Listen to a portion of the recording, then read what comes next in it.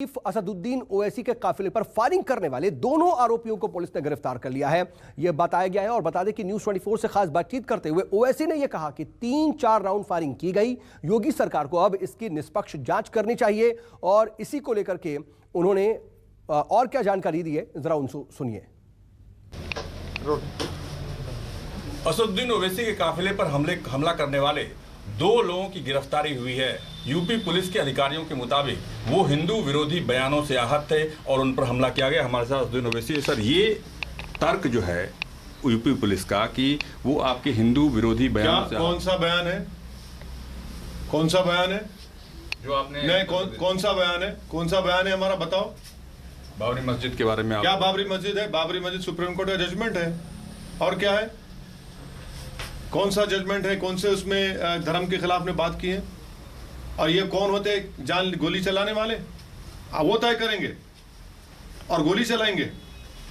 कौन है ये लोग? तो फिर कोर्ट किस लिए है? कोर्ट में कंप्लेन किया हमारे खिलाफ, एफआईआर दिया आपने, पुलिस एफआईआर किया हमारे खिलाफ।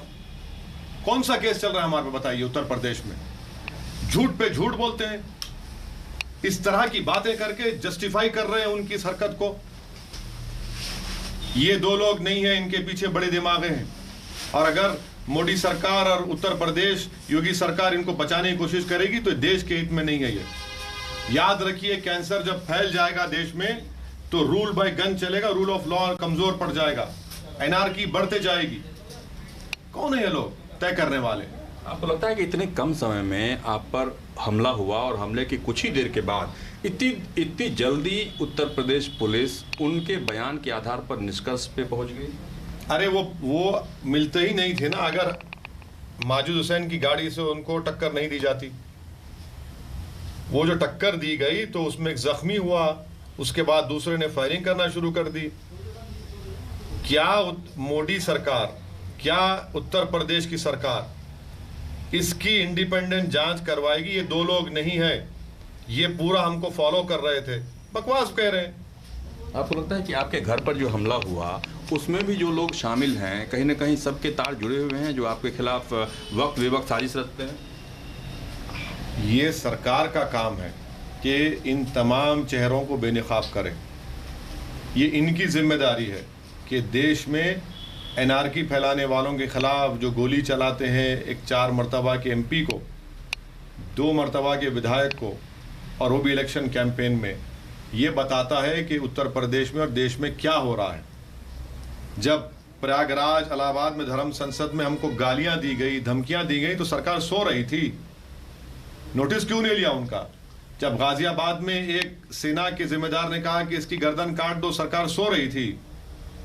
हमारे घर पर हमला होता है, लाइव फेसबुक पर किया जाता है, सरकार को नहीं दिखता। मेरे घर के सामने दिल्ली पुलिस, कितने कैमरास लगे हुए हैं, आपको लाइव टेलीकास्ट करते हैं। आपका क्या कर रहा है आपका टेक्निकल विंग? मुझे मेरी जान की फिक्र नहीं है, मैं जाऊंगा एक दिन दुनिया से, सब जाएंगे इस दुनिया से, मगर याद रखिए, हम जब तक जिंदा रहेंगे हक की सरबुलंदी के लिए काम करते हैं। और मैं नहीं डरने वाला हूं, मैं नहीं लूंगा सिक्योरिटी, और परसों फिर जाऊंगा उत्तर प्रदेश को। इंशाल्लाह मैं अपना प्रचार जारी रखूंगा, और अगर किसी माई का लाल में दम है तो मार के दिखाए, मुझे मार के दिखा। मैं पीछे हटने वाला नहीं हूं। क्या बकवास कर रहे हैं लोग। एक आखिरी सवाल, कभी अपने माजिद साहब को देखा जिस तरीके से वो परेशान थे और पूरी घटना में आपके साथ थे, आपको लगता नहीं कि आपके साथ या आपके चाहने वाले लोगों के मन में एक खौफ पैदा हो गया इस घटना के बाद से? नहीं, जो मेरे साथ रहते हैं वो नहीं डरने वाले हैं। और हम इन सबको बोलते हैं कि याद रखो, एक ना एक दिन हम सबको इस दुनिया से जाना है, मगर तुम इस दुनिया में क्या करोगे, कैसे जिंदगी गुजारोगे, ताकि तुम्हारी जिंदगी को देखकर आने वाली नस्ल में हौसला और जज्बा पैदा हो, वो काम करेंगे। भारत का संविधान को बचाना है, हम करेंगे वो काम। तो डरने की कोई जरूरत नहीं है, कोई नहीं डरेगा इंशाल्लाह। जो असदुद्दीन ओवैसी के साथी हैं, जो मेरे पार्टी के मेंबर्स हैं, जो हमारी पार्टी को चाहते हैं और जो मुझ जैसे गुनाहगार से मोहब्बत करते हैं, वो कभी नहीं डरेंगे। क्योंकि हमको मालूम है इस दुनिया से हम आए हैं तो जाएंगे, ये दुनिया फानी है, मगर हम जब दुनिया में रहेंगे तो जिंदगी बेबाकी से गुजारेंगे। ये भारत का संविधान हमको उसका राइट देता है। आखिरी सवाल कि कल आप लोकसभा अध्यक्ष से मुलाकात करेंगे, चुनाव आयोग को चिट्ठी लिखेंगे, चिट्ठी लिखकर या मुलाकात करके क्या करेंगे? सुरक्षा की मांग तो करेंगे नहीं, आप सिर्फ जांच की मांग करेंगे? हम जांच चाहते हैं। सुरक्षा की जिम्मेदारी कॉन्स्टिट्यूशन में फंडामेंटल राइट है, राइट टू लाइफ। ये सरकार की जिम्मेदारी है, हमारी, आपकी, जनता की जिम्मेदारी।